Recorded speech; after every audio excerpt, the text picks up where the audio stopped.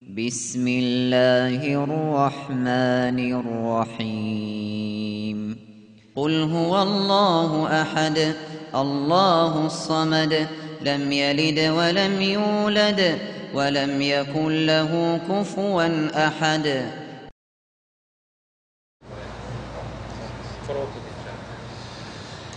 السلام عليكم ورحمة الله وبركاته. إن الحمد لله ونصلي على رسوله الكريم أما بعد.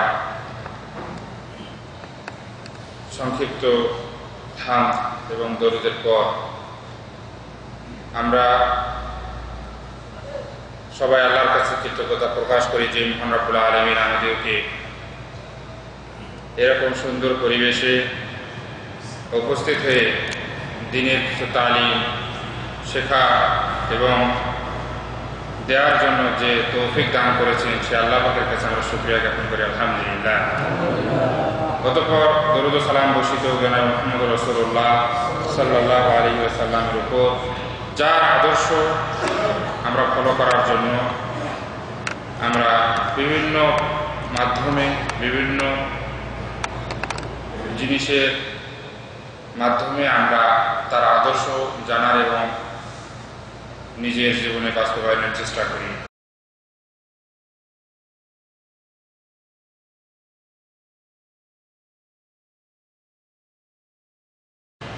এ পর্যায়ে আমাদের সম্মানিত মসজিদের ইমাম সাহেব আপনাদের উদ্দেশ্যে 2-1 মিনিট মেসেজ হিসেবে ইনশাআল্লাহ কথা বলবেন। আমি তার ইনশাআল্লাহ অনুরোধ করব আপনারা সকলেই ইনশাআল্লাহ তার কথাকে মূল্যায়ন করবেন এবং নিজের জীবনে আমলের জন্য ইনশাআল্লাহ প্রচেষ্টা করবেন। আলা ইলকি আমামাকুম কালিমাতান মুখতাসারা তাওজীহিয়া ফযিলাতুশ শাইখ আহমদ আল হাকামি ইমাম ওয়া খতিব হাযা মসজিদ ফালিয়াতাফাদ্দাল মাশকুরা। بسم الله الحمد لله ونصلي ونسلم على رسول الله نبينا محمد بن عبد الله صلى الله عليه وعلى آله وأصحابه وسلم تسليما كثيرا. أما بعد، نحمد الله سبحانه وتعالى على نعمه التي لا تعد ولا تحصى، ومن نعمه علينا أن نجلس ونتذاكر كتاب الله وسنة النبي صلى الله عليه وسلم، كما قال صلى الله عليه وسلم: ما جلس قوم في بيت من بيوت الله يتدارسون كتاب الله إلا نزلت عليهم السكينة وغشيتهم الرحمة وحفتهم الملائكة. فهنيئا لكم أيها الأحبة أن تحرصون على مثل هذه المجالس الطيبة، فنحن بحاجة إلى قال الله وإلى قال الرسول صلى الله عليه وسلم. نحن بحاجة إلى أن نتعلم ما في القرآن وما في سنة النبي صلى الله عليه وسلم حتى نكون على هدى من الله، وحتى نعبد الله سبحانه وتعالى على وفق كتاب الله وسنة النبي صلى الله عليه وسلم. قال الله تعالى في أن العبادة لا تقبل إلا إذا كانت خالصة لله سبحانه وتعالى، كما قال الله تعالى: مخلصين له الدين حنفاء. فالعمل والعبادة لا تقبل إلا بشرطين: الإخلاص لله سبحانه وتعالى، أن تجعل عملك خالصا لله سبحانه وتعالى، لا ترضى به أحد إلا الله سبحانه وتعالى. هذا الشرط الأول. الشرط الثاني: أن تكون متابعة على وفق سنة النبي صلى الله عليه وسلم. تعرفون أيها الأحبة الكرام أن العبادة توقيفية. معنى توقيفية أن لا نعمل شيء إلا ما وافق الكتاب أو السنة، أما ما عدا ذلك فلا. ما لم يوافق الكتاب والسنة فلا نعمل. فأقول لكم هنيئا أيها الأحبة في بيت من بيوت الله اجتمعتم على تدارس كتاب الله وعلى الاستماع إلى توجيهات الرسول صلى الله عليه وسلم. فنحن يا إخوان كما ذكرنا نحن بحاجة إلى أن نتعلم ما ينفعنا في ديننا ودنيانا، هذا أهم شيء. وتعلمون أيها الأحبة أن طلب العلم فريضة على كل مسلم ومسلمة. لا بد للمسلم أن يتعلم أمور دينه، التوحيد الخالص لله سبحانه وتعالى، العقيدة الصحيحة، هذا أهم شيء.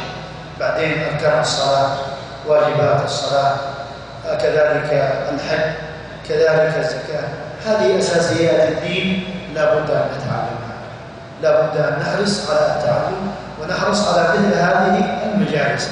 وتعلمون أيها الأحبة أن في هذا الجامع يوم الأحد في درس أسبوعي يوم الأحد في هذا الجامع، نحرص على أن نستفيد من هذا الدرس، ونحرص على أن نستفيد من مجالس العلم في أي مكان كان. هذا الأمر الأول. الأمر الثاني، باسمي وباسمكم نرحب بالشيخ مشرف حسين حفظه الله، فقد أتى إلينا من فين؟ من القصيم، من شمال المملكة العربية السعودية، فجزاه الله عنا خير الجزاء، ونسأل الله سبحانه وتعالى أن يكتب ذلك في ميزان حسناته، ونسأل الله سبحانه وتعالى أن يوفقنا وإياه لتوجيه لما فيه نفعكم في الدين والدنيا. ونسأل الله سبحانه وتعالى كما جمعنا في هذا الجامع أن يجمعنا جميعا في جنات النعيم إخوة على سرر متقابلين. فالجنة غاية كل مسلم، الجنة كل مسلم يسعى إليها، لكن الجنة غاية، الجنة غاية لابد لها من ثمن، لابد لها من عمل صالح، لابد لها من عمل صالح. فنشكر الشيخ مشرف حسين جزاه الله خير على هذه الزيارة الطيبة، ونرجو أن نكرر هذه الزيارة، فنحن بحاجة لمثل هذه التوجيهات وهذه الدروس. كذلك نشكر الشيخ شريف الإسلام على جهوده وعلى تبنيه مثل هذه المجالس وعلى الإسلام في طلب الشيخ المجيد، ونطلب منه أن يزيد في أن يستقطب المشايخ، سواء كان من القصيم، سواء كان من مدن المملكة جميعا، سواء كان من الشرقية.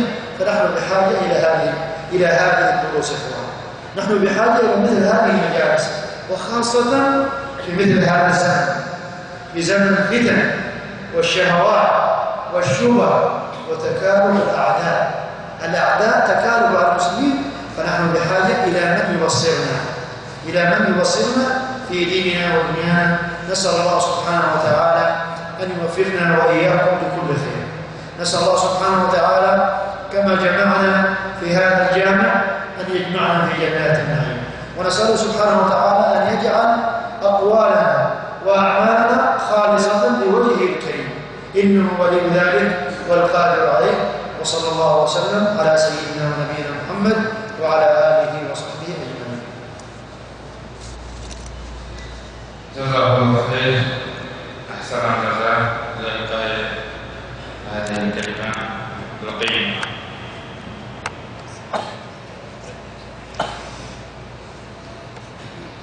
সম্মানিত শেখ, আলোচনা যেগুলো করেছেন আমরা অনেকেই হয়তোবা 50% বা 60% অনেকেই বুঝতে পেরেছি, কারণ আমরা ভাঙ্গা আরবি বলেও অনেকটাই বুঝে আসে। তারপর আমি অতি সংক্ষেপে ওনার মূল বিষয়টা আপনাদের সম্মুখে উপস্থাপন করার চেষ্টা করব। উনি সর্বপ্রথমে আল্লাহর প্রশংসা এবং নবী মুহাম্মদ রাসূলুল্লাহ সাল্লাল্লাহু আলাইহি সাল্লামের উপর দরুদ পাঠ করে তিনি বলেছেন যে পৃথিবীতে আল্লাহ রাব্বুল আলামিন অসংখ্য নিয়ামত দিয়েছেন, যে নিয়ামত গণনা করে শেষ করা যাবে না, এবং সেগুলো যদি আমরা গণনা করতে চাই, গণনা করেও কিন্তু শেষ করতে পারব না। এরপর তিনি আরেকটি কথা উল্লেখ করেছেন যে এখানে যে আমরা সকলেই সমবেত হয়েছি, একমাত্র উদ্দেশ্য কিন্তু কিছু দিনের চর্চা বা দিন সম্পর্কে কিছু জানা, অন্য কোনো উদ্দেশ্য নয়। আর এ সম্পর্কে হাদিস আছে যে এরকম দিনী শিক্ষা, দিনী আলোচনা যেখানে হয় সেখানে ফেরেশতা, রহমতের ফেরেশতারা সেই জায়গাটা বেষ্টন করে রাখেন, ঘিরে রাখেন, কি দিয়ে? রহমত দিয়ে, এবং তাদের জন্য মাগফিরাত কামনা করেন। এরপরে তিনি উল্লেখ করেছেন যে আমরা যা কিছু আমল করতেছি সে আমলগুলো কোরআন এবং সুন্নাহ অনুযায়ী হতে হবে। এই ক্ষেত্রে তিনি বলেছেন যে কোনো ইবাদতই কবুল হবে না দুইটি শর্ত ছাড়া, যেটা সবসময় আমরা সাধারণভাবেই আলোচনা করে থাকি যে দুইটা শর্ত ছাড়া বা আমল কবুলের জন্য দুইটি শর্ত আছে। একটি হচ্ছে আপনার কাজটা আল্লাহর জন্য করা এবং নবী মুহাম্মদ রাসূলুল্লাহ সাল্লাল্লাহু আলাইহি ওয়াসাল্লামের মোতাবাক বা তার পদ্ধতিকে খেয়াল করে ইবাদত করা। দুটার যে কোনো একটা যদি থাকে সে আমল কবুল হবে না, দুটো একই সঙ্গে একসাথেই বিদ্যমান হতে হবে। সেই জিনিসটার প্রতি উনি তাকিদ করেছেন। যেগুলো কোরআন এবং সুন্নাহর অনুকূলে হবে সেগুলো গ্রহণ করব, যেগুলো কোরআন এবং সুন্নাহর বিরোধী কোনো আইন বা বিরোধী কোনো আমল সেটা আমরা কখনোই গ্রহণ করব না। এরপরে তলাবুল ইলমি ফরিদা এই সম্পর্কে তিনি বলেছেন দিন চর্চার জন্য ইলম অন্বেষণ এটা সকলের জন্যই ফরজ। বিশেষ করে মৌলিক যে জ্ঞানটা, এই মৌলিক জ্ঞানটা আমাদের সকলেরই একদম জানা পর্যায়ে আইন। সেই বিষয়টা উনি উল্লেখ করতে যে যেমন বলছেন যে তাওহীদ সম্পর্কে জ্ঞান রাখা যাতে শিরকি আমল আমার কাছে না আসে, এরপরে আকীদা সম্পর্কে জানা, এরপরে নামাজ, রোজা, হজ, যাকাত এগুলো পর্যায়ক্রমে এমনভাবে মনের ভিতরে বিশ্বাস স্থাপন করতে হবে যাতে করে আমাদেরকে ভ্রান্ত কিছু আমাদেরকে ধরতে না পারে, অ্যাটাক করতে না পারে, সেই বিষয়ে উনি উল্লেখ করেছেন। এরপরে তিনি আরেকটি কথা বলেছেন, এখানে প্রতি রবিবারে এই জায়গাতে দাস হয়, সেটার বিষয়ে তিনি বলেছেন যে আপনারা যারাই সুযোগ পাবেন প্রতি রবিবার এশারার পরে এখানে উপস্থিত হবে, এখানে দাস ইনশাল্লাহ হয়। এরপরে অতিরিক্ত হিসেবে আমি বলি যে প্রতি বৃহস্পতিবার এই সাইডে, এই মসজিদের সাইডে এখানেও আমাদের দাস হয় সাপ্তাহিক। আপনারা যখন যেখানে যে সুযোগ পাবেন সেখানে আপনারা অংশগ্রহণ করবেন। দ্বিতীয় পয়েন্টে উনি বলেছেন যে সম্মানিত শাইখ মোশাররফ হোসেন উনি সুদূর কাসিম থেকে এসেছেন শুধুমাত্র আপনাদেরকে দিন সম্পর্কে আলোচনা করার জন্য শুকরিয়া জ্ঞাপন করেছেন, সুস্বাস্থ্য কামনা করেছেন এবং তার দীর্ঘায়ু কামনা করেছেন।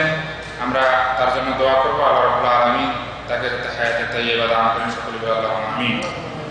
এরপর তিনি আরেকটা পয়েন্টে তিনি বলেছেন যে প্রত্যেক ব্যক্তি কিন্তু জান্নাত চায়, ঠিক কিনা? আমরা অনেক সময় বলে থাকি যে আমল করুক না করুক, ইবাদত করুক না করুক, একজন ভণ্ড হিসেবে উপাধি, তারপরেও কিন্তু সে মনের একটা আবেগ কিন্তু থেকে যায় জান্নাত, ঠিক কিনা? তো সাহেব বলেছেন জান্নাত আমরা যদি ইচ্ছা পোষণ করি এর জন্য কিন্তু অবশ্যই সৎ কাজ জরুরি। যেটা আমরা সবসময় বলি যে আমাল বিল আরকান, আপনার অঙ্গ প্রত্যঙ্গের দ্বারা যে সমস্ত কর্ম শুধু বিশ্বাসের মাধ্যমে হবে না, স্বীকারোক্তির মাধ্যমেই হবে না, আমল সালেহ অবশ্যই কিন্তু থাকতে হবে। এরপরে সম্মানিত সাহেব আমার শুকরিয়া জ্ঞাপন করছেন আরও বেশি বেশি করে যাতে এরকম প্রোগ্রাম করতে পারি, আরও সাহেব নিয়ে এসে যাতে প্রোগ্রাম পরিচালনা করতে পারি। এরপরে বলেছেন যে বিশেষ করে এখন ফিতনার যুগ, এই যুগে আমাদের সঠিক বিশ্বাস, সঠিক আকীদা যদি আমরা আমাদের এই মস্তকে, আমাদের এই ব্রেনে, অন্তরে যদি আমরা স্থাপন করতে না পারি তাহলে আমাদের যে কোনো সময় যে কারো দাওয়াতে আমাদের পদস্খলন ঘটতে পারে। এই জন্য আমাদের কে শিক্ষা দিবে, কে আমাদের দ্বীনের বিষয়ে সতর্ক করবে, এরকম লোক আমাদের নিজেদেরকে স্থির করতে হবে এবং সত্য মিথ্যা যাচাই করে আমাদের দিন চলতে হবে এবং আমাদের আমল করতে হবে। এই বিষয়ে সতর্কতা থাকার জন্য তিনি বলেছেন এবং শেষে বলেছেন আমরা সকলেই জন্য এখানে যেভাবে আছি জান্নাতেও যাতে আল্লাহ রাব্বুল আলামিন আমাদেরকে এইভাবেই আমাদেরকে বসে থাকার বা সেখানে উপস্থিত হওয়ার তৌফিক দান করেন। এই বলে তিনি দোয়া করে সকলের শুভকামনা করে তিনি তার আলোচনা নবী সাল্লাল্লাহু আলাইহি সাল্লামের উপর দরুদ পাঠ করে শেষ করেছেন। আল্লাহ রাব্বুল আলামিনের কাছে আমরা দোয়া করি ওই শাইখ সম্মানিত শাইখ আহমদ হাকিমি সাহেব যে আলোচনা করেছেন সে আলোচনা থেকে যা কিছু ভালো সেটা যাতে আমাদের জীবনে, আমাদের বিশ্বাসে, আমাদের আমলে, আখলাকে সব ক্ষেত্রে যাতে আমরা বাস্তবায়িত করতে পারি, আল্লাহর কাছে আমরা সে তৌফিক কামনা করি, সকলুল্লাহ আল্লাহুম্মা আমিন। এ পর্যায়ে আমরা মূল আলোচনায় যাচ্ছি। এ পর্যায়ে আপনাদের সম্মুখে আলোচনা করবেন আমাদের প্রধান আকর্ষণ। আজকে আমরা সকলেই যারা শিক্ষায় এখানে সমবেত হয়েছি, আমাদের সম্মানিত শায়েখ মুশাররফ হোসেন বিন বাহারউদ্দিন, তিনি ইনশাআল্লাহ তার নির্ধারিত বিষয় এবং অত্যন্ত গুরুত্বপূর্ণ এবং গঠনমূলক ইনশাআল্লাহ আলোচনা করবেন। ফলে তাফাদ্দাল মাশকুরা। এবং আমরা সকলেই নিজেদের মোবাইলগুলো বন্ধ করব, নিজেদের মোবাইলগুলো সকলকেই বলবো, যদি প্রয়োজন হয় আপনারা আস্তে করে উঠে বাইরে যে কথা বলবেন, মোবাইলগুলো সাইলেন্ট করবেন যাতে অনুষ্ঠানের ভাবমূর্তি নষ্ট না হয়। এটা আমরা সকলেই খেয়াল করবো। মসজিদের আদব রয়েছে, অনুষ্ঠানের আদব রয়েছে, এগুলো আমরা সকলেই খেয়াল করব। যাদের প্রয়োজন আছে, হাজত আছে, আমরা সাইড দিয়ে আমরা বের হয়ে চলে যাবো বাইরে ইনশাআল্লাহ। সকলকেই ইনশাআল্লাহ আমরা দোয়া করি আল্লাহ রাব্বুল আলামিন সকলকে দ্বীনের বিষয়ে কিছু জানার এবং শেখার তৌফিক দান করেন। এই পর্যায়ে সম্মানিত শায়েখকে তার মূল্যবান আলোচনা করার জন্য বিনীতভাবে অনুরোধ করছি।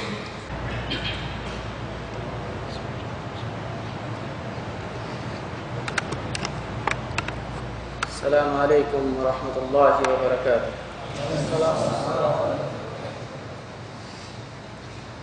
إن الحمد لله وحده، الصلاة والسلام على من لا نبي بعده، وعلى آله وصحبه أجمعين. أما بعد، فإن خير الحديث كتاب الله، وخير الهدي هدي محمد صلى الله عليه وسلم، وشر الأمور محدثاتها، وكل محدثة بدعة، وكل بدعة ضلالة، وكل ضلالة في النار. أعوذ بالله من الشيطان الرجيم. ومن يعظم شعائر الله فإنها من تقوى القلوب.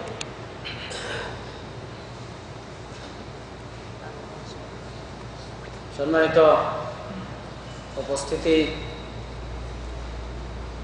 আল খবর ইসলামী সেন্টারের সম্মানিত দায়ী, আমরা আল্লাহর দরবারে শুকরিয়া আদায় করি সকলেই যে আল্লাহ আমাদেরকে এখানে উপস্থিত হয়ে তিনি আলোচনা শোনার জন্য এবং আলোচনা করার জন্য তৌফিক দান করেছেন। সকলেই বলি আলহামদুলিল্লাহ। অতঃপর আল্লাহর দরবারে দোয়া করি, আল্লাহর নিকট প্রার্থনা করি আল্লাহ তাআলা আমাদেরকে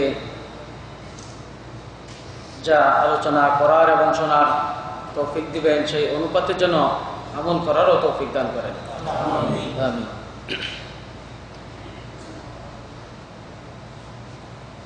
আল্লাহ তাআলার নিকট নির্ধারিত যে 12টি মাস রয়েছে, 12টি মাসের মধ্যে 4টি মাস হচ্ছে সম্মানিত মাস বা আশহুরুল হুরুম।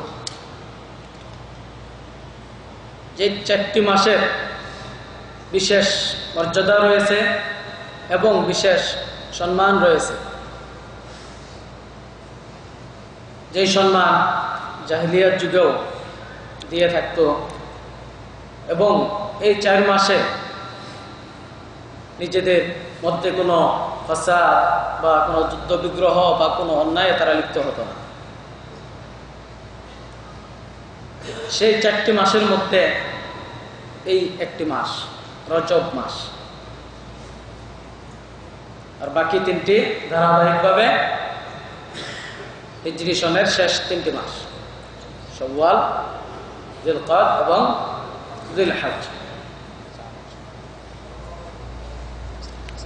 আল্লাহ তাআলা নির্ধারিত করে কিছু কিছু সম্মানিত দিন হিসাবে ঘোষণা করেছেন, কিছু কিছু দশককে সম্মানিত হিসাবে ঘোষণা করেছেন, মর্যাদা দিয়েছেন।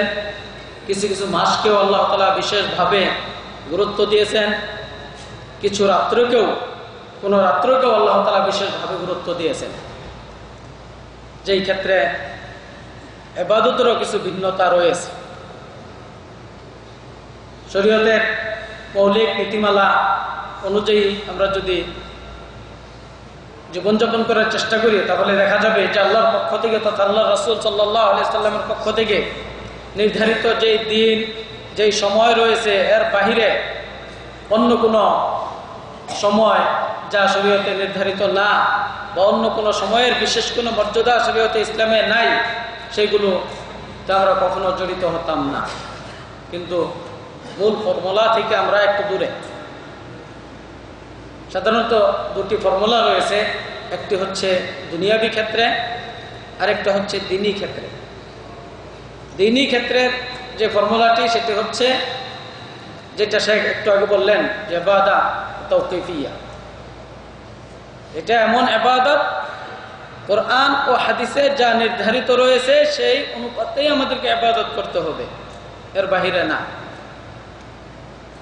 সেই অনুপাতে যে ফর্মুলাটি, সেই ফর্মুলাটি হচ্ছে শরীয়তের মধ্যে ইবাদতের মধ্যে সব কিছুই নিষিদ্ধ, কোনো কিছুই করা যাবে না যা করার জন্য শরীয়তে নির্দেশ রয়েছে সেগুলো ব্যতীত।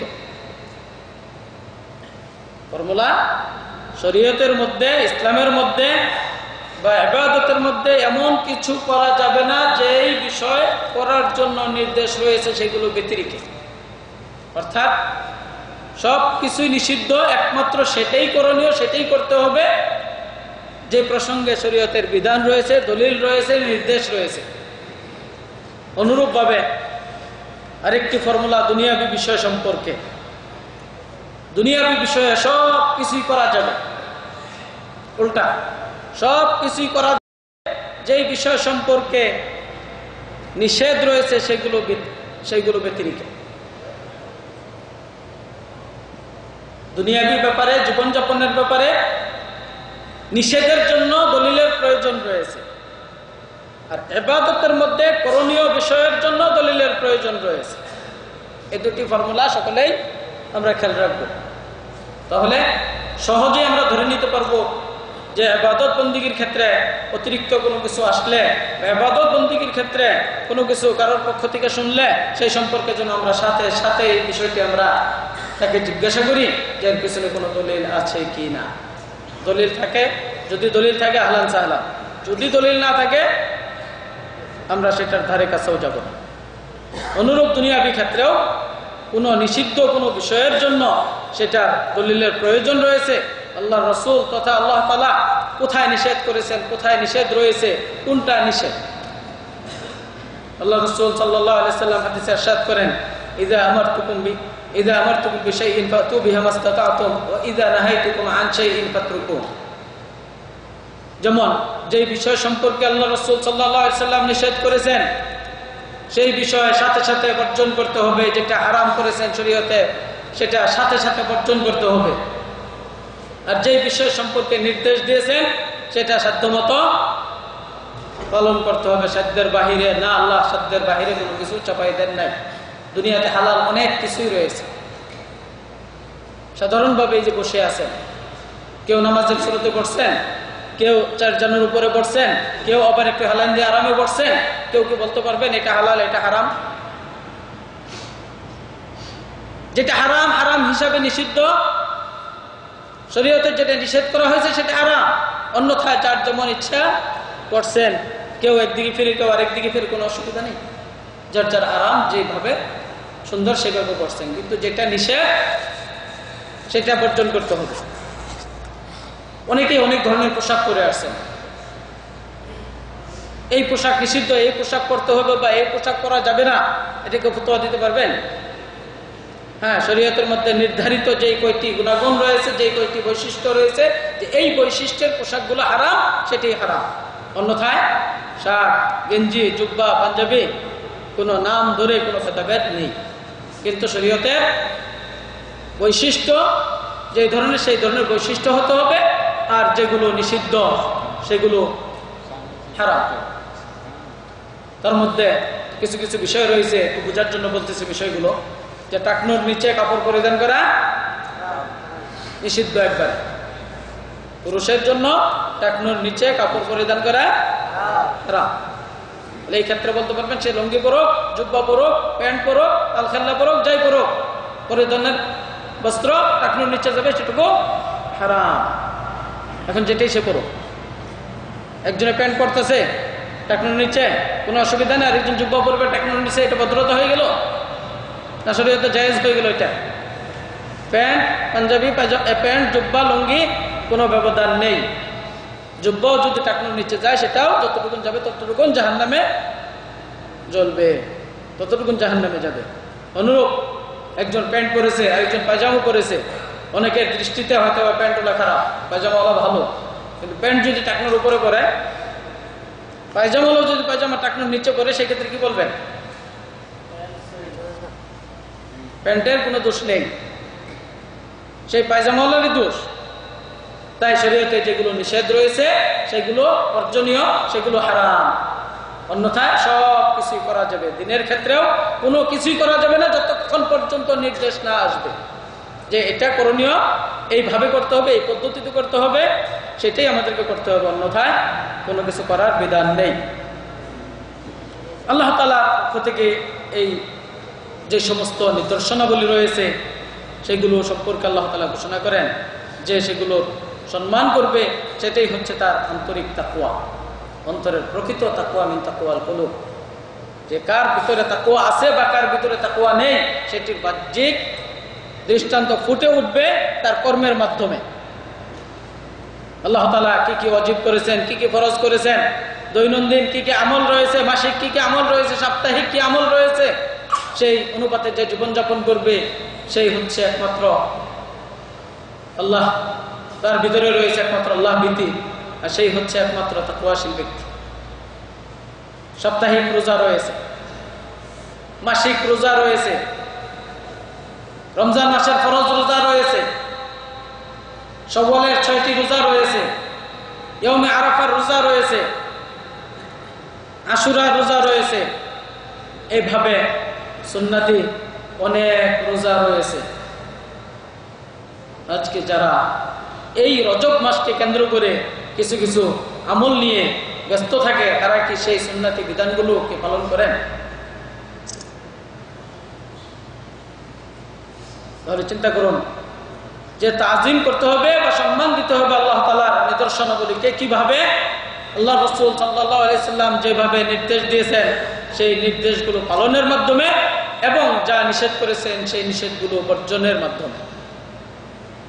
এটাই হচ্ছে আল্লাহ তাআলার নিদর্শনাবলীর সম্মান। এইগুলোই হচ্ছে আল্লাহ তাআলার সেই আশহুরুল হুরুম তথা এই 12 বা 12টি মাস সবগুলোর সম্মান। আর যদি বিশেষ বিশেষ কখনো আমরা সুবিধা মতো কিছু মানবো আর সুবিধা মতো কিছু মানবো না, আর যেগুলোতে হিরিক রয়েছে বা যেগুলোতে সাধারণত মানুষ বেশি বেশি ধাবিত হয়, সেই মানুষের দেখা দেখি সেগুলোতে আমরা ধাবিত হব, এটা কোনো অন্তরের তাকওয়া না বা এটা আল্লাহ ভীতির লক্ষণ না। আল্লাহ ভীতির লক্ষণ সেটাই যেটা আল্লাহ তাআলা নির্দেশ দিয়েছেন সেগুলো পালন করব, আর যেগুলো থেকে নিষেধ করেছেন সেগুলোকে বর্জন করব।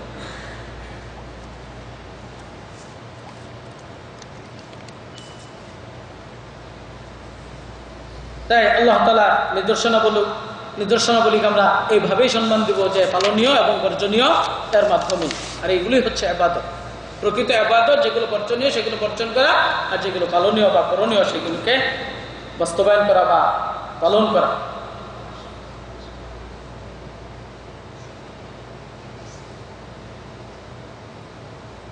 এরপর আল্লাহ তাআলার পক্ষ থেকে যে সমস্ত নির্ধারিত বিধান রয়েছে, যেগুলো নির্ধারিত বিধান রয়েছে বা আল্লাহ রাসূল সাল্লাল্লাহু আলাইহি সাল্লাম যে শিক্ষা দিয়েছেন সেই শিক্ষাগুলো সঠিকভাবে বাস্তবায়ন করা এটি প্রত্যেকটি মুমিন মুসলমানের জন্য অপরিহার্য। যা তাকওয়ার ব্যাখ্যা, এটা যে তাকওয়ার একটি ব্যাখ্যা বা তাকওয়ার একটি অর্থ আল-ইমতিসালু আওয়ামিরিহি ওয়া ইজতিনাবু আন-নওয়াহিহি, আল্লাহ তাআলা বা আল্লাহ রাসূল সাল্লাল্লাহু আলাইহি সাল্লামের হুকুম বা নির্দেশগুলো পালন করা এবং নিষেধগুলোকে বর্জন করা। এগুলো হচ্ছে তাকওয়ার অর্থ বা তাকওয়ার ব্যাখ্যা।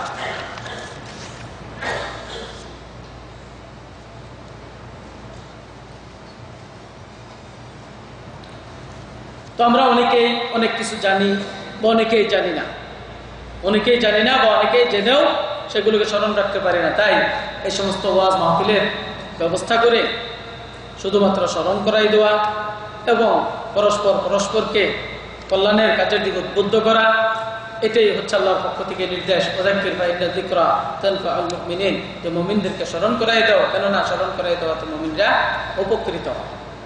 উপকৃত হয়।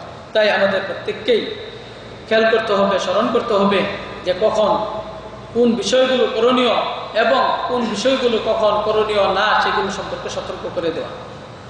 আসলে শরীয়তের মৌলিক বিষয়গুলো যদি আমাদের জানা থাকে, তাহলে বারবার ওই প্রতি বছর একই বিষয় নিয়ে আলোচনা করার কোনো প্রয়োজন নেই। শরীয়তের মৌলিক বিষয়গুলো যদি আমাদের জানা থাকে, তাহলে বারবার এই বিষয়গুলো নিয়ে আলোচনা করার কোনো প্রয়োজন নেই। যা একটি ফর্মুলা বলেছি, সেই ফর্মুলা অনুপাতে যদি আমরা খেয়াল করি, এটি মাঝে মাঝে স্মরণ করলে বা মাঝে মাঝে আমরা এগুলো নিয়ে যদি আমরা চর্চা করি, আশা করি ইনশাআল্লাহ কুসংস্কার আমাদের ধারে কাছেও আসবে না। কুসংস্কার আমাদের ধারে কাছেও আসবে না। হয়তো বা ইসলামী সেন্টারের সাথে যারা জড়িত বা আমরা যারা দিনদার বা ধার্মিক, তারা তো এই ধরনের বিষয় আমরা বহুদিন যাবৎ শুনে আসতেছি। বহুদিন যাবৎ আমরা শুনে আসতেছি যে রজবে কি কি কুসংস্কার রয়েছে, শাবানে কি কি কুসংস্কার রয়েছে, মুহররমে কি কি কুসংস্কার রয়েছে, রবিউল আউয়ালে কি কি কুসংস্কার রয়েছে।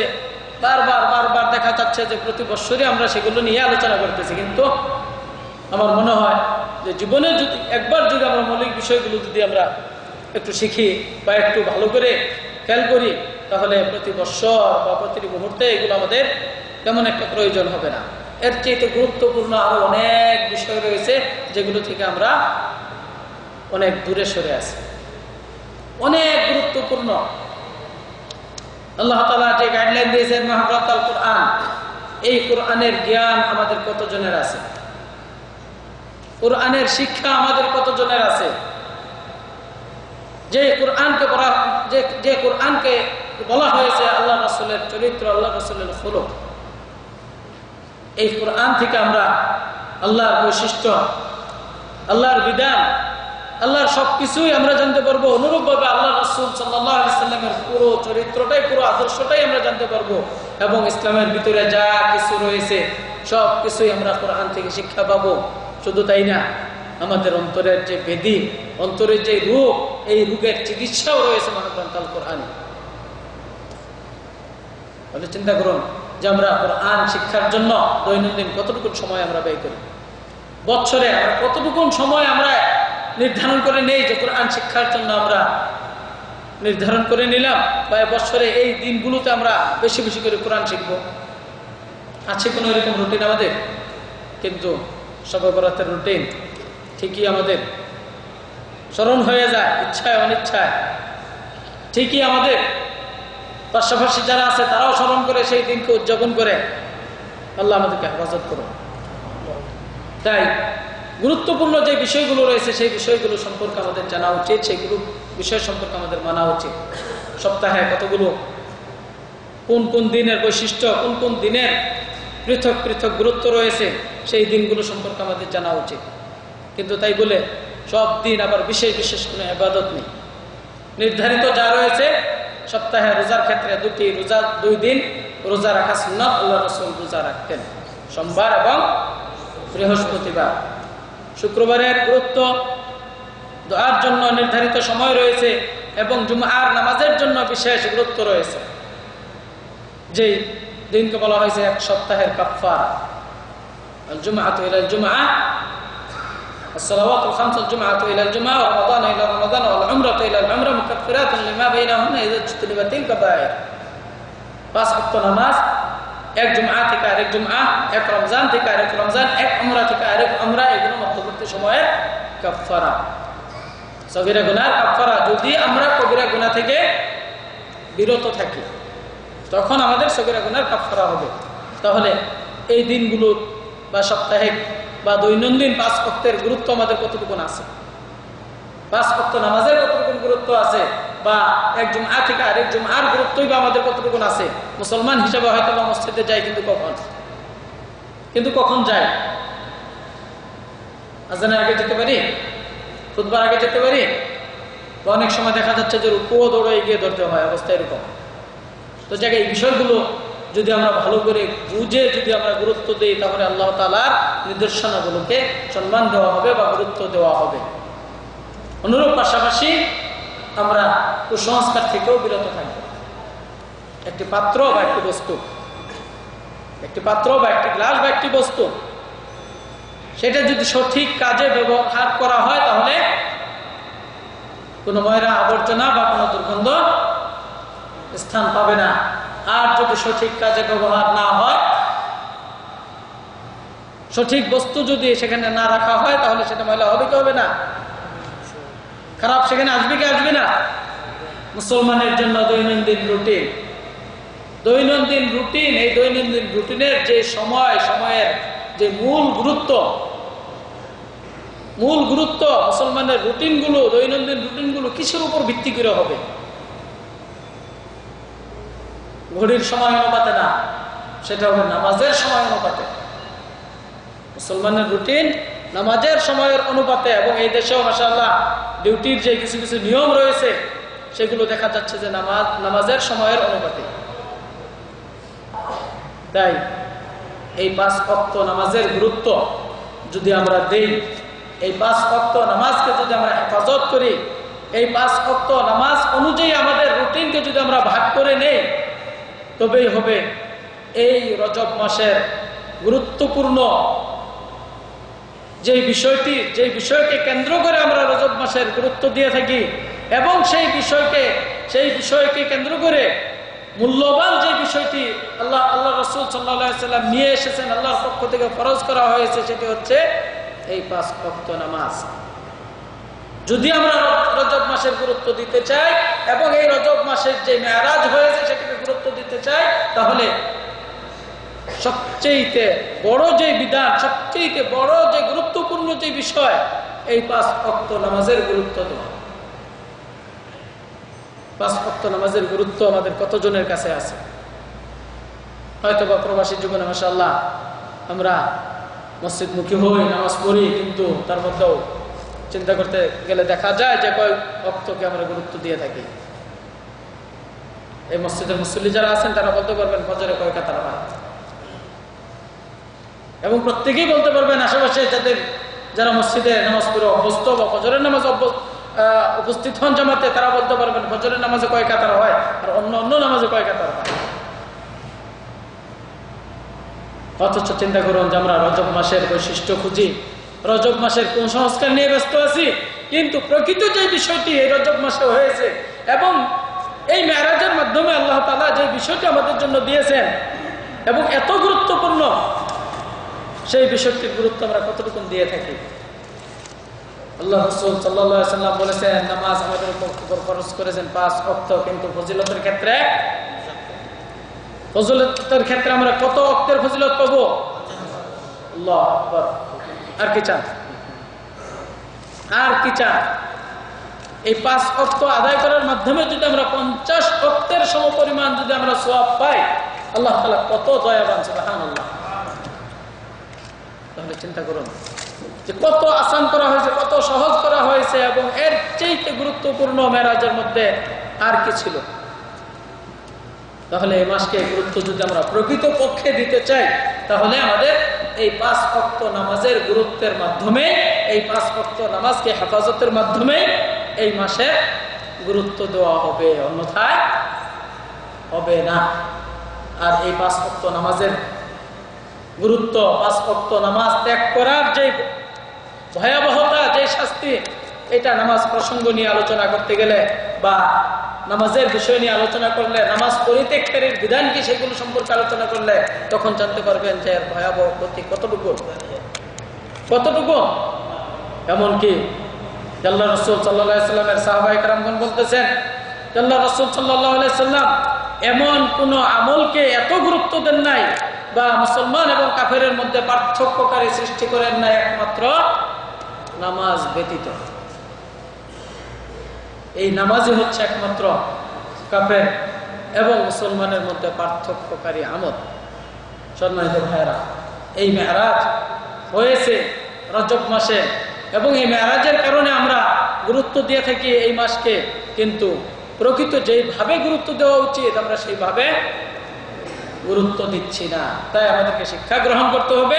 যদি এই মাসের গুরুত্ব আমরা দেই, মেরাজের গুরুত্ব আমরা দিতে চাই, তাহলে একমাত্র এই 5 ওয়াক্ত নামাজকে হেফাজত করার মাধ্যমে, আদায় করার মাধ্যমে, সংরক্ষণ করার মাধ্যমে আমাদের এই মাসের হক আদায় হবে এবং এই মাসের গুরুত্ব আমরা দিতে পারব।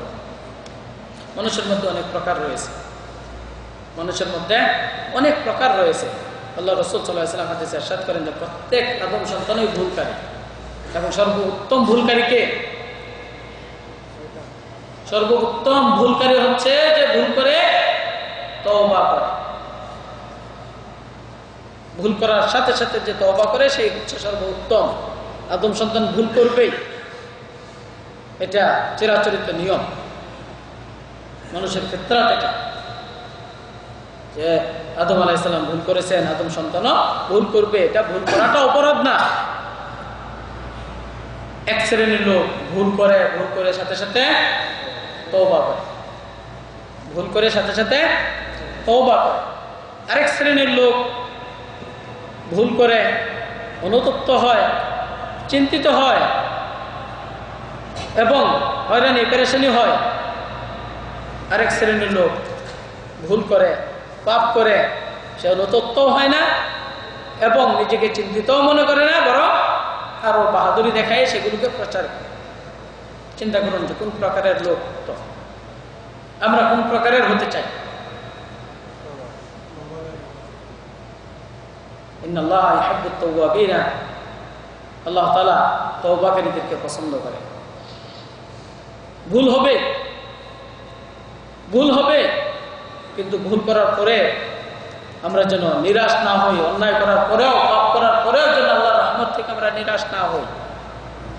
মানুষ ভুল করবেই, কিন্তু কখনোই যেন আমরা নিরাশ না হই আল্লাহ তাআলার রহমত থেকে।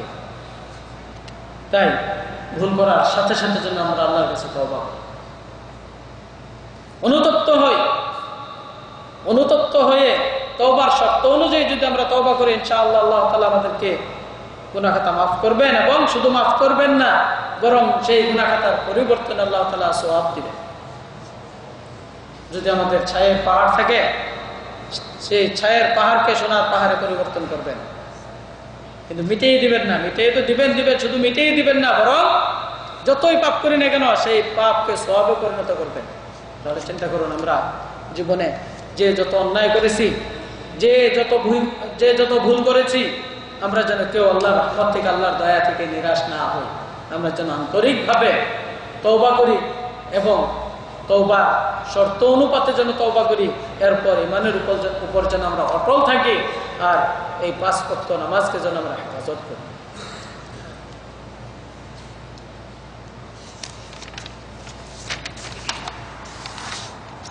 শয়তান মানুষের চিরশত্রু, শয়তান মানুষের চিরশত্রু এবং প্রকাশ্য দুশমন, প্রকাশ্য শত্রু, যা আল্লাহর পক্ষ থেকে আল্লাহ তাআলা ঘোষণা করেছেন, কোন গোপনীয় না, প্রকাশ্য শত্রু।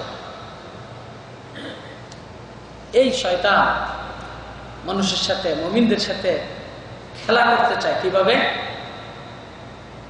এই বেদাত আমল করায়, হক থেকে দূরে রেখে। কারণ শয়তান সব ক্ষেত্রেই আদম সন্তানের নিকট জয়ী, কিন্তু আদম সন্তান আল্লাহ তাআলা স্মরণ করে, আল্লাহ তাআলার জিকিরের মাধ্যমে এই শয়তানের কোমর ভেঙে দেয়। তাই আল্লাহ তাআলার নিকট যে মানুষের ইবাদত বা দুআ যাতে কবুল না হয়, এই জন্য শয়তান মানুষকে কুসংস্কারের জন্য প্রবঞ্চনা দেয় এবং এই বিদআত করার জন্য প্রবঞ্চনা দেয়। আর বিদআতকারী দোয়া আল্লাহ তাআলা কবুল করবেন না। বিদআতকারী কখনো তওবার সুযোগ পাবে না, কারণ বিদআতকারী বিদআত করতেছে কি মনে করে? সওয়াব মনে করে, সওয়াব মনে করে, সে পাপ মনে করে করতেছে না। একজন লোক সে অন্যায় করতেছে, গান বাজনা নিয়ে জড়িত আছে বা খারাপ কাজে জড়িত আছে, সে কখনো এই কথা বলে না যে এখানে গেলে জান্নাত পাওয়া যাবে বা এখানে গেলে আমি এত সওয়াব অর্জন করতে পারবো, এটা কখনোই বলে না। সে হয়তো বা কোনো না কোনো দিন অনুতপ্ত হবে, সে কোনো না কোনো দিন বোঝার সুযোগ পাবে, কারণ সেটা অন্যায় মনে করেই করতেছে।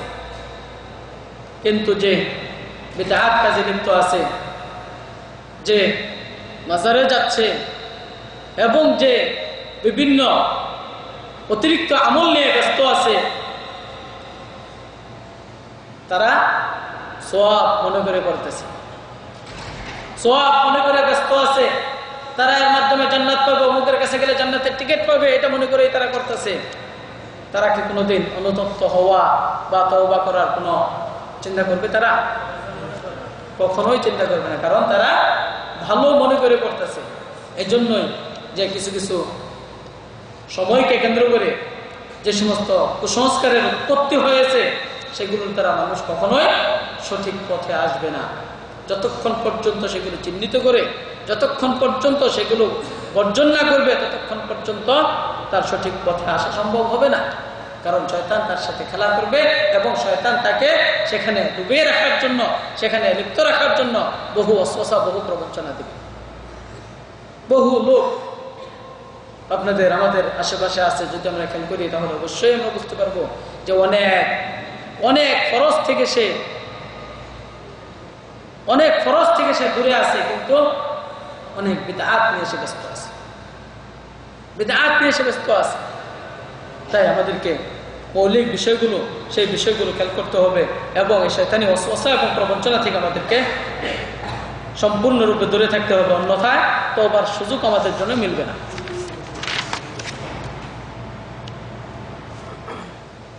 যেমন এই রজব মাসের কিছু কিছু কাজ রয়েছে, কিছু কিছু ক্ষেত্রে অনেকেই মর্যাদা দিয়ে থাকে, রজব মাসকে মর্যাদা দিয়ে থাকে, এবং কিছু কিছু কাজ রয়েছে যেগুলো শরীয়তের কোনো ভিত্তি নেই, কোনো প্রমাণাদি বা কোনো দলিল প্রমাণ কিছুই নেই, কিছু বানাওয়াট মৌজু কিছু হাদিস রয়েছে, মৌজু কিছু হাদিস হিসাবে মৌজু হাদিস, বানাওয়াট হাদিস সেগুলো রয়েছে। এছাড়া সহিহ ভিত্তি বা সহিহ কোনো দলিল প্রমাণ কিছুই নেই। যেমন শুক্রবারের রাত্রগুলোতে সালাতুল গায়েব আদায় করা, এর কোনো ভিত্তি নাই। সালাত আদায় করা, এত সালাত আদায় করার ইচ্ছা, 5 ওয়াক্ত সালাত সুন্দরভাবে আদায় করুন। এরপরেও যদি কেউ ইচ্ছা করে, তাহলে 5 ওয়াক্ত নামাজের পর তাহাজ্জুদের নামাজ সবচেয়ে গুরুত্বপূর্ণ, সবচেয়ে গুরুত্বপূর্ণ সেই তাহাজ্জুদের নামাজ আদায় করুন। যদি তাও কষ্ট হয়, দিনের বেলাতেও এরকম আরো ইবাদত রয়েছে, আরো নামাজ রয়েছে, সালাতুল ইশরাক এবং সালাতুল দুহা, অত্যাধিক ফজিলত রয়েছে। যারা আজকে প্রকৃতপক্ষে সালাতুল গায়েব বা কুসংস্কার বা শবে বরাতের সালাত আদায় নিয়ে ব্যস্ত থাকে, তারা কি সুন্নতি বা সুন্নাত অনুপাতে বা হাদিস অনুপাতে যে সালাতগুলো রয়েছে সেগুলো কি তারা আদায় করে, নাকি তারা 5 ওয়াক্ত নামাজ ঠিক মতো আদায় করে? দেশ গ্রামের মসজিদগুলোতে যদি খেয়াল করা যায়, শবে বরাতের রাত্রে যে মসজিদগুলোতে খেয়াল করা যায় কেমন, মাগরিব থেকে নিয়ে একেবারে সারা রাত, কিন্তু দুঃখের বিষয় ফজরের সময়ও সেই মুসল্লিগুলোর খবর নাই। সারা রাত্র একেবারে জান্নাত কিনে নিয়েছে, ওই রাত্রই ফজরের সময় খবর নাই। চিন্তা করেন, যারা ঢাকা টাউনে আশেপাশে থাকেন বা শহর বন্দরে থাকেন, তারা হয়তো এগুলো খেয়াল করলে বুঝতে পারবেন যে সেদিন কিছু কিছু ব্যবসায়ীদের ব্যবসা খুব ধুমধাম চলে, আর মনে হচ্ছে যে এক রাত্রেই তারা জান্নাত কিনে নিচ্ছে। অথচ ওই মুসল্লিগুলো যে 5 ওয়াক্ত নামাজে খুঁজতে যান, বা এমনকি জুমার নামাজেও ওই মুসল্লিগুলোকে পাওয়া যায় না, জুমার নামাজেও অনেক ওই মুসল্লিগুলোকে পাওয়া যায় না, কিন্তু শবে বরাতের রাত্রে তারা খুব ব্যস্ত। তাহলে চিন্তা করুন যে সুন্নাত অনুযায়ী বা শরীয়ত সম্মত যে সমস্ত সালাতগুলো রয়েছে, আমরা কি সেগুলো আদায় করি? সালাতুল ইশরাক এর ফজিলত কত, পরিপূর্ণ উমরার সমপরিমাণ সওয়াব। এরপর সালাতুল দুহা, শরীরের যতগুলো জোড় রয়েছে সমস্ত জোড়ের পক্ষ থেকে যাকাত, সাদাকা। চিন্তা করুন যে আমরা এগুলো নিয়ে কতটুকু ব্যস্ত থাকি।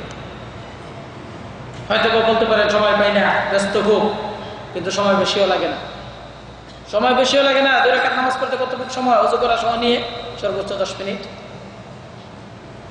তো যাক, এটা জরুরি না। এর চাইতেও গুরুত্বপূর্ণ যেটা এই 5 ওয়াক্ত ফরজ নামাজ। তো এই প্রসঙ্গে যে সমস্ত পাওয়া যায় সবগুলোই বানাওয়াট এবং সবগুলোই মওযু, সঠিক কোনো তথ্য এর পিছনে নেই। এরপর এই রাত্রকে কেন্দ্র করে বা এই দিনকে কেন্দ্র করে রোজা রাখা, যার কোনো ভিত্তি বা যার কোনো প্রমাণ কিছুই নেই যে 27 তারিখে মেরাজ হয়েছে আর আল্লাহ রাসূল সাল্লাল্লাহু আলাইহি ওয়াসাল্লাম এই মেরাজের দিনে রোজা রেখেছেন, মেরাজের রাত্রে পরবর্তীতে ইবাদত করেছেন, কোনো ভিত্তি কোথাও নেই। কোনো ভিত্তি কোথাও নেই। আল্লাহ রাসূল সাল্লাল্লাহু আলাইহি ওয়াসাল্লাম এই মেরাজ যেদিন হয়েছে সেদিন রোজা রাখতে বলেছেন বা সেই রাত্রে বিশেষ ইবাদত করেছেন বা করতে বলেছেন বা সাহাবায়ে কেরামগণ করেছেন, কোনো ভিত্তি কোনো প্রমাণ নেই। এই জন্যই যে ফর্মুলা খেয়াল রাখতে হবে যে কোনো কিছু করার জন্য শরীয়তে দলিল লাগবে, কোনো কিছু আমল করার জন্য শরীয়তে দলিল লাগবে, প্রমাণ লাগবে। দলিল ছাড়া, প্রমাণ ছাড়া কোনো কিছু সাব্যস্ত করা যাবে না।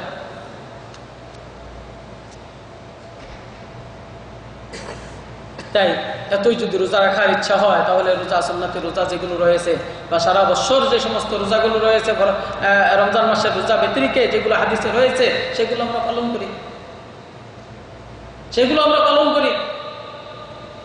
যদি সেগুলো পালন নাও করতে পারি, রোজার সাথে যদি আমরা 6টি রোজাকে সংযুক্ত করি, আল্লাহ রাসূল সাল্লাল্লাহু আলাইহি ওয়াসাল্লাম বলেন সে যেন সারা বছর রোজা রাখে।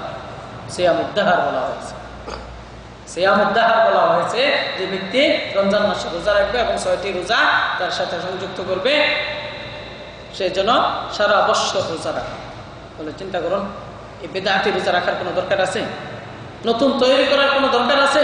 যেগুলো আছে সেগুলোকে আমরা সংরক্ষণ করতেছি, যেগুলো আছে, যেগুলো নির্ধারিত একবার দলিল প্রমাণ সহকারে সেগুলোকে আমরা আদায় করতেছি। তাহলে কেমন ভাবে আমরা শয়তানের অনুসরণ করতেছি, কেমন ভাবে আমরা শয়তানের পদাঙ্কন করতেছি যে আমাদের বিভ্রান্ত হওয়া ছাড়া আর কি? বিভ্রান্ত হওয়া ছাড়া আমাদের আর কি আছে? আর যারা শরীয়ত সম্মত, শরীয়তের বিষয়গুলো জেনে বুঝে সঠিক আমল করতেছে, তারা যেমনটি কুসংস্কার থেকে বেঁচে আছে এবং তাদের কাছে শয়তান কোনো প্রশ্রয় পাবে না। তাহলে শরীয়তের বিষয়গুলো যদি আমরা সঠিকভাবে সংরক্ষণ করি, সঠিকভাবে আমরা জানার চেষ্টা করি, সেই ক্ষেত্রে শয়তানের ওয়াসওয়াসা থেকে আমরা দূরে থাকবো, সর্বপ্রকারের কুসংস্কার থেকেও আমরা দূরে থাকবো। এরপর উমরার প্রসঙ্গে বলা হয়েছে এই মাসের উমরা। এই মাসে উমরা করার জন্য বিশেষ কোনো গুরুত্ব নেই, বিশেষ কোনো ফজিলত নেই অন্যান্য মাসের মতো, কিন্তু উমরার গুরুত্ব বিশেষ। কোন মাসে? রমজান মাসে। রমজান মাসে উমরার বিশেষ গুরুত্ব রয়েছে। আল্লাহ রাসূল সাল্লাল্লাহু আলাইহি ওয়াসাল্লামের সাথে হজ্জের সমপরিমাণ সওয়াব। অন্যথায় অন্য মাসে একই রকমের সওয়াব, একই রকমের বিধান। এই রমজান রজব মাসেও যেমন কোনো বিশেষ কোনো বৈশিষ্ট্য নেই, অনুরূপভাবে শাবান মাসে বা অন্যান্য কোনো মাসেই তার কোনো বিশেষ বৈশিষ্ট্য নেই, একমাত্র রমজান মাস। এটা আল্লাহ রাসূল সাল্লাল্লাহু আলাইহি ওয়াসাল্লামের সহিহ হাদিস দ্বারা প্রমাণিত এবং আল্লাহ রাসূল সাল্লাল্লাহু আলাইহি ওয়াসাল্লাম এই বিধান দিয়েছেন। তাহলে চিন্তা করেন যে সঠিক বিষয়গুলো যদি আমরা জানি তাহলে কুসংস্কার অটোমেটিক আমাদের কাছ থেকে বিদায় নেবে। আর সঠিক বিষয় থেকে যদি আমরা দূরে থাকি তাহলে যত কুসংস্কার এসে আমাদের মাথায় জায়গা নেবে। এই জন্য যে কোনো পাত্র বা যে কোনো বস্তু যদি আমরা সঠিকভাবে ব্যবহার করি সেটা কুসংস্কার থেকে সম্পূর্ণ মুক্ত পাবে। আর যদি সঠিকভাবে আমরা ব্যবহার না করি সেখানে এসে অন্যায় বা কুসংস্কার এসে জায়গা নেবে। এরপর রজব মাসে যতগুলো কুসংস্কার রয়েছে সমস্ত কুসংস্কার শুধু রজব মাস না, অন্যান্য মাসেও যেগুলো কুসংস্কার রয়েছে সম্পূর্ণরূপে আমাদেরকে সেগুলো বর্জন করতে হবে। সম্পূর্ণরূপে আমাদেরকে সেগুলো বর্জন করতে হবে, অন্যথায় আমরা নাজাত পাবো না। আল্লাহ রাসূল সাল্লাল্লাহু আলাইহি ওয়াসাল্লাম খুতবায়ে মাসনুন, যেটা প্রত্যেক ইমাম সাহেব প্রত্যেক জুমআয় পাঠ করে থাকে, কুল্লু মুহদাসাতিন বিদআহ ওয়া কুল্লু বিদআতিন দালালা ওয়া কুল্লু দালালাতিন ফিন্নার। শরীয়তের মধ্যে, ইসলামের মধ্যে প্রত্যেক নবাবিষ্কৃত বিষয় হচ্ছে বিদআত এবং প্রত্যেক বিদআতই হচ্ছে গুমরাহি, আর গুমরাহির পথ জাহান্নাম। তাহলে চিন্তা করুন যে প্রত্যেক ইমাম সাহেব প্রত্যেক খুতবাতে এটা পাঠ করে। তাহলে চিন্তা করুন যে কোন বিবেক দিয়ে আমরা নতুন কিছু করতে যাব, যেগুলো কোরআনগুলি আমরা সামাল দিতে পারতেছি না, আসল যেগুলো সঠিক যেগুলো সেগুলি আমরা আমল করতেছি না, তাহলে নতুন করে আমরা কখন আমরা করবো বা নতুন করে আমরা কখন এগুলো করার সুযোগ পাবো? এই জন্যই দেখবেন এগুলো করে থাকে কারা? যারা শয়তানের অনুসারী, শয়তানের প্রবঞ্চনায় লিপ্ত থাকে এবং শয়তানের পিছনে তারা ঘুরে বেড়ায় এবং শয়তানের চক্রান্তে তারা ঘুরতে থাকে। আজকে তারাই সেগুলো নিয়ে ব্যস্ত থাকে। ওই অতিরিক্ত বিদআতগুলো যারা করে, খুঁজে দেখবেন যে তারা ফরজ ওয়াজিব থেকে অনেক দূরে সরে আছে, বা অনেকেই আছে ফরজ ওয়াজিব করতেছে কিন্তু তার মধ্যেও সেই ফরজের মধ্যেও বিদআত করতেছে। যেই পদ্ধতিতে আল্লাহ রাসূল করতে বলেছেন সেই পদ্ধতিতে আদায় করতেছে না। আল্লাহ রাসূল সাল্লাল্লাহু আলাইহি সাল্লামের সালাত সম্পর্কেই যদি চিন্তা করেন যে কিভাবে সালাত আদায় করেছেন,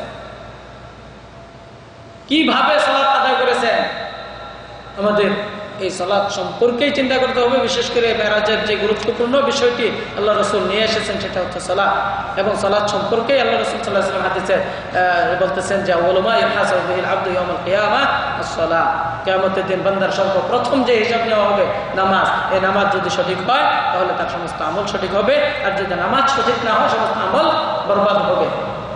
নামাজ শিক্ষা অনেক রয়েছে, অনেক রয়েছে। শুধু যদি আমরা এই নামাজ সম্পর্কেই সচেতন হই, এই নামাজ সম্পর্কেই যদি আমরা আমাদের সময়টুকু কাটাই এবং নামাজকে যদি আমরা বিশুদ্ধ করি, আশা করি ইনশাআল্লাহ আল্লাহর পক্ষ থেকে যে ওয়াদা, সেই ওয়াদা অনুপাতে আমরা মর্যাদা পাবো বা সওয়াব হাসিল করতে পারবো। এবং যদি নামাজ আমাদের সঠিক হয় বা নামাজ কবুল হয়, তাহলে নামাজের বিনিময় যা রয়েছে এর বদৌলতে আল্লাহ তাআলা আমাদেরকে যা দিবেন সেটাও আমরা অর্জন করতে পারবো। আল্লাহ তাআলার আয়াত ইন্নাস সালাতা তানহা আনিল ফাহশাই ওয়াল মুনকার। আমরা কি কখনো মনে প্রশ্ন করি, বিবেককে কখনো জিজ্ঞাসা করি, নাকি এই আয়াত আমরা বুঝি না? পড়তে না জানলেও, অর্থ না জানলেও আমরা তো অনেকবার হয়তো শুনেছি এই আয়াত যে নিশ্চয়ই নামাজ অশ্লীল এবং খারাপ থেকে বিরত রাখবে। নামাজ অশ্লীল এবং খারাপ কাজ থেকে, মুনকার কাজ থেকে বিরত রাখবে। আমরা যারা নামাজ আদায় করতেছি তারা কি সম্পূর্ণ খারাপ থেকে বিরত আছি? ইল্লা মাশাআল্লাহ, ইল্লা মাশাআল্লাহ, 2-4 জন ছাড়া হয়তো আল্লাহ যাদেরকে হেফাজত করতেছে। কিন্তু যারা মুসল্লি, মোটামুটি যারা নামাজ আদায় করি, তারা কি সবাই কি অন্যায় থেকে বিরত আছি? এই প্রশ্ন আমাদের ভিতরে জাগে। আল্লাহ ঘোষণা করেছেন নামাজ অন্যায় থেকে, অশ্লীল থেকে বিরত রাখবে, কিন্তু আমরা নামাজও করতেছি, অন্যায় করতেছি। কারণ কি? হয় আল্লাহ আয়াত মিথ্যা, নাউযুবিল্লাহ, নতুবা আমার নামাজ কবুল হচ্ছে না, নামাজের ভিতরে ত্রুটি রয়েছে।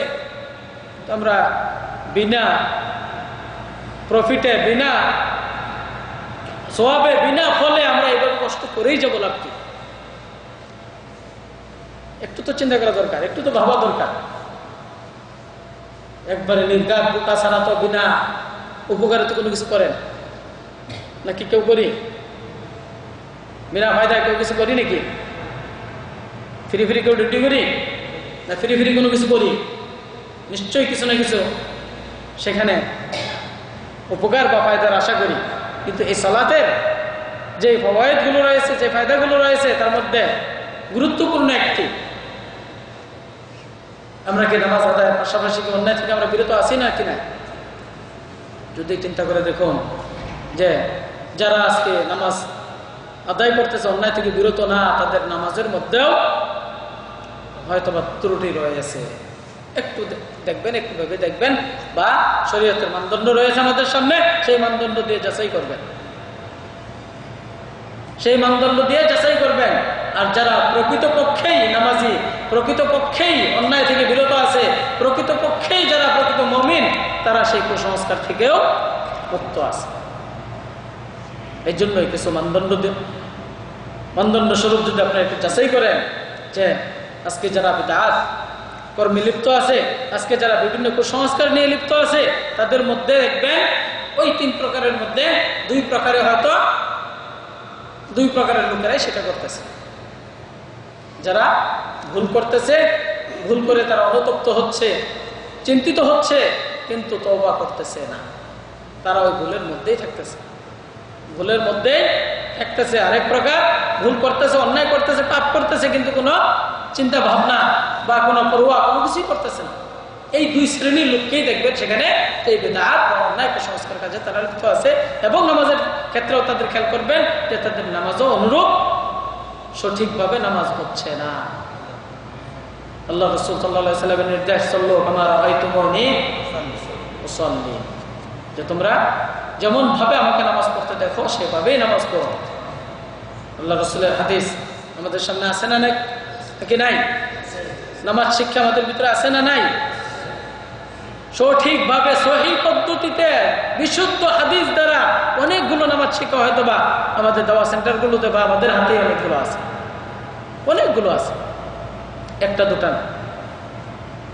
মুআসসাসা সুলাইমান আর-রাজিহি থেকে মুলাখাস শেখ আলবানীর নামাজ শিক্ষা ছাপছে, ওটা আসছে না? আসছে না? যে আমাদের ওইদিকে আছে মুলাখাস শেখ আলবানীর নামাজ শিক্ষা ফ্রি বিতরণ করতেছে, ফ্রি বিতরণ করতেছে। শেখ আলবানীর নামাজ শিক্ষার সংক্ষিপ্ত ছোটি বই, খুব সুন্দর বই। এরপরে আরো তো মাত্র 2-3 রিয়াল 3-4 রিয়ালেই আমরা অনেক কিনতে পারি। শেখ আব্দুল হামিদ ফাইজির সালাতুল মুবাশশির রয়েছে, অত্যন্ত অত্যন্ত মূল্যবান। সালাতুল মুবাশশির বেশ মোটামুটি বলিও অত্যন্ত মূল্যবান, অত্যন্ত গুরুত্বপূর্ণ বই। এরপরে শেখ বিন বাজ রাহিমাহুল্লাহ নামাজ শিক্ষা ওয়াজানা থেকে ছাপাইছে, কিন্তু এটা সংক্ষিপ্ত, কিন্তু তারপরে নতুন নামাজ শিক্ষা করে যারা বা নতুন নামাজি যারা তাদের জন্য অনেক শিক্ষা রয়েছে, শিক্ষা নিয়ে রয়েছে। এরপরে তোহারা এবং সালাহ রিয়াদ থেকে কোনো এক অফিস থেকে ছাপাইছে শেখ মোহাম্মদ বিন হুসাইন রাহিমাহুল্লাহ। অনেকগুলো নামাজ শিক্ষা আছে, যদি সেগুলো আমরা একটু অধ্যয়ন করি বা সেগুলো থেকে যদি আমরা শিক্ষা অর্জন করি তাহলে আমাদের নামাজ সঠিক হবে। আর যদি নামাজ সঠিক হয় কিয়ামতের দিন অন্য অন্য সমস্ত হিসাব বা সমস্ত আমল সঠিক হবে। এটাই আল্লাহ রাসূল সাল্লাল্লাহু আলাইহি ওয়াসাল্লামের হাদিস। আর এই মাসকে কেন্দ্র করে যদি আমরা প্রকৃত বিষয়গুলো আমরা চিহ্নিত করতে চাই তাহলে সবচেয়ে আগে বা সর্বপ্রথম চিহ্নিত করতে হবে 5 ওয়াক্ত নামাজ, এবং এই 5 ওয়াক্ত নামাজকে আমাদের সঠিক করতে হবে। তাই করণীয় এবং বর্জনীয় যদি আমরা চিন্তা করি তাহলে করণীয় বিষয়গুলো এটাই, অনুরূপভাবে আমরা যারা আমরা নামাজকে সংশোধন করতে পারবো, সঠিক করতে পারবো, তাহলে আমরা আরেকজনেরটাও আমরা যাচাই করতে পারবো, তাকেও আমরা একটু পরামর্শ দিতে পারবো। যাচাই করার অর্থ এটা না তাকে নিয়ে আমরা কটূক্তি করবো বা তাকে আমরা বলবো তোমার নামাজ হয় না, তুমি বেদাতে এসেই না, তাকে ভুলটা ধরে দেবো, ভাই এটা এইভাবে উচিত না, এটা হচ্ছে হাদিসের বিধান, এটা হচ্ছে হাদিস বিপরীত। রুকু সিজদা ঠিকমতো করা, দোয়া জিকির আজকারগুলো ঠিকমতো করা এবং দৃঢ় সুস্থিরতার সাথে নামাজ পড়া। আমরা অনেক সময় অনেক বিষয়গুলো নিয়ে আজকে বিতর্ক করি, যেমন নামাজের রাকাত সংখ্যা, তারাবির নামাজের রাকাত সংখ্যা নিয়ে আমরা খুব ব্যস্ত থাকি। কয় রাকাত নামাজ, কয় রাকাতকে উম্মুল মুমিনিন আয়েশা রাদিয়াল্লাহু আনহা তিনি বলতেছেন যে তোমরা খালি নামাজের রাকাত সম্পর্কে জিজ্ঞাসা করো, কিন্তু আল্লাহ রাসূলের নামাজ কত সুন্দর ছিল, কত দীর্ঘায়ী ছিল, কত লম্বা ছিল, এইগুলো সম্পর্কে তোমরা জিজ্ঞাসা করো। মা তাসআলনি আন তুলিহিন্না ওয়া হুসনিহিন্না, আল্লাহ রাসূলের নামাজ কত সুন্দর ছিল, কত লম্বা ছিল, এই সম্পর্কে কেউ জিজ্ঞাসা করে না। শুধু কয় রাকাত করেছেন, কয় রাকাত, এই রাকাত নিয়ে ব্যস্ত। আল্লাহ রাসূলের নামাজের যে দৃষ্টান্ত রয়েছে, এক রাকাত নামাজে কতটুকু কোরআন পড়েছিলেন? 4 পারা কি 4.5 পারা? সূরাতুল বাকারা, সূরা আল ইমরান, সূরা নিসা, কতটুকু? আবেশক যারা আছেন তারা বলতে পারবেন কি কয় পারা? 4 থেকে 4.5 পারা। হ্যাঁ, 4 থেকে 4.5 পারা প্রায়। এক রাকাতে যদি এতটুকু পড়ে তাহলে রাত্রে আবার ঘুমাইতেন, বাকি কয় ঘন্টার ভিতরে এই যে কয় ঘন্টা আছে কয় রাকাত নামাজ পড়তে পারতেন, কয় রাকাত, এবং রুকু সিজদাগুলো কেমন ছিল, আল্লাহু আকবার। আমাদের এক শাইখ তিনি বলছিলেন যে কুয়েতে আরেকজন শাইখের সাথে নামাজ পড়তেছিলেন, সালাতুল কিয়াম ওই শাইখের সাথে নামাজ পড়তেছিলেন। ওই শাইখ হচ্ছেন শেখ নাসিরউদ্দিন আলবানীর ভাতিজা, শেখ নাসিরউদ্দিন আলবানীর ভাতিজা, তার সাথে সালাতুল কিয়াম করতেছিলেন। আমাদের হয়তো অনেকে চিনবেন শেখ আকরামুজ্জামান।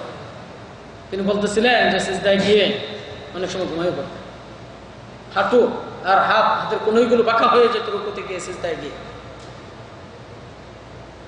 সৌদি আরবে অনেক মসজিদ আছে, আমাদের আল কাসিমে এমন কিছু কিছু মসজিদ আছে আল্লাহু আকবার, যে আমার ছেলেকে একবার নিয়ে গেছিলাম, সে হিসাব করে দেখছে যে মোটামুটি 3 থেকে 4 মিনিট এক সিজদায় 3 থেকে 4 মিনিট। এবং কিয়ামুল লাইলের দোয়া করেছিলেন 23 মিনিট। 23 মিনিট শুধু মুনাজাত দোয়া। মাত্র 4 রাকাত নামাজ পড়তে ওনার 2 থেকে 2.5 ঘন্টা সময় লাগে। আগ্রাইতে করে 4 রাকাত, শেষ রাত্রে বেতর সহ 5 রাকাত, 4 রাকাত এবং মাঝে মাঝে 3 রাকাত বা 3 রাকাত বেতর সহ, এই 2.5 ঘন্টা সময় লাগে। তাহলে চিন্তা করুন যে কতটুকু সুন্দর এবং কতটুকু উত্তম। আল্লাহ রাসূল সাল্লাল্লাহু আলাইহি ওয়াসাল্লাম নামাজের ক্ষেত্রে যে ঘোষণা করেছেন সেভাবে আমাদেরকে নামাজ শিখতে হবে, এবং সেইভাবে নামাজ শিক্ষা করে যদি আমরা প্রকৃত উদ্দেশ্যকে ঠিক করে এবং যদি আল্লাহর কাছে কবুল হওয়ার আশায় যদি আমরা নামাজ পড়ি, ইনশাআল্লাহ আল্লাহ নামাজ কবুল করবেন। এবং যদি নামাজ সঠিক হয় সেই অনুপাতে আমাদেরকে অন্যায় ও অশ্লীল থেকে আল্লাহ তাআলা আমাদেরকে হেফাজত করবেন, বিরত রাখবেন, এবং কিয়ামতের দিন আমাদের অন্য অন্য আমলের হিসাবও সঠিক হবে।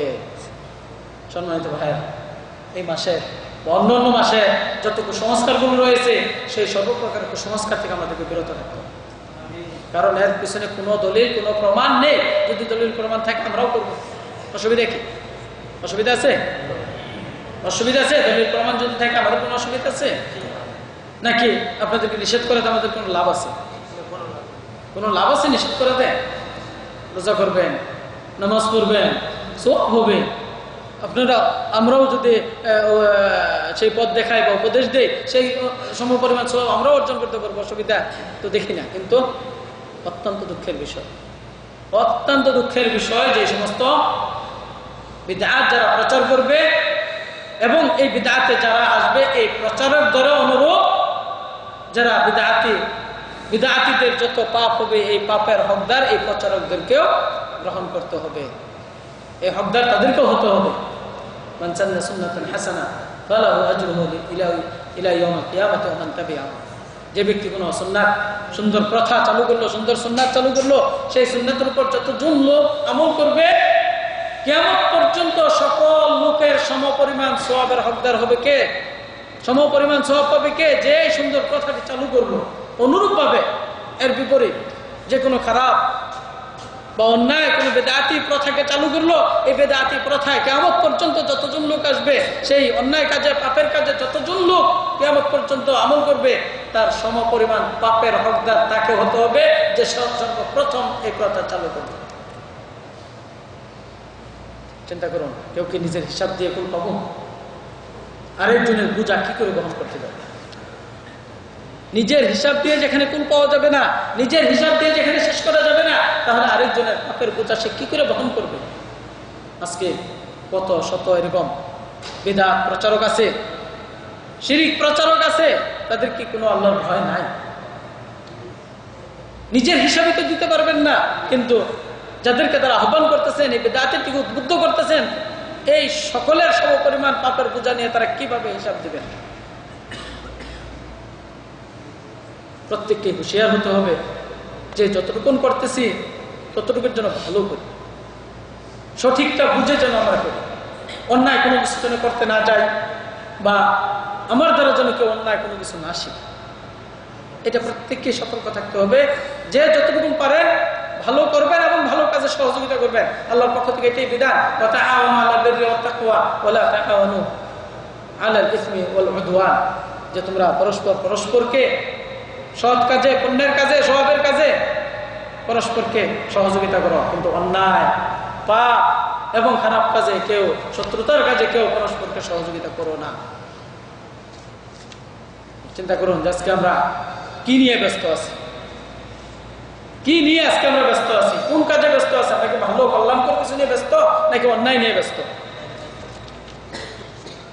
শয়তান এইভাবেই মানুষকে ধ্বংস করে, এইভাবেই শয়তান মানুষকে তার দলের দিকে নিয়ে যায় এবং তার দলবল নিয়ে সে জাহান্নামে যাবে।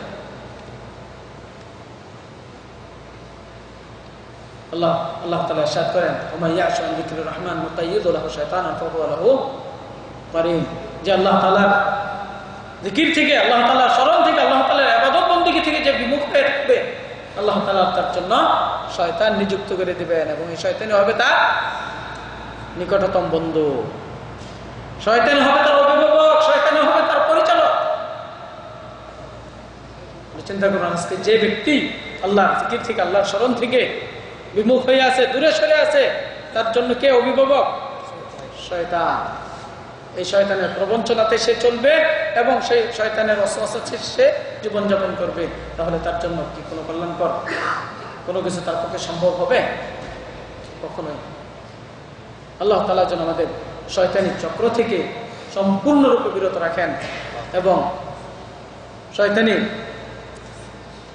ওয়াসওয়াসা থেকে যেন সম্পূর্ণ আমাদেরকে বিরত রাখেন।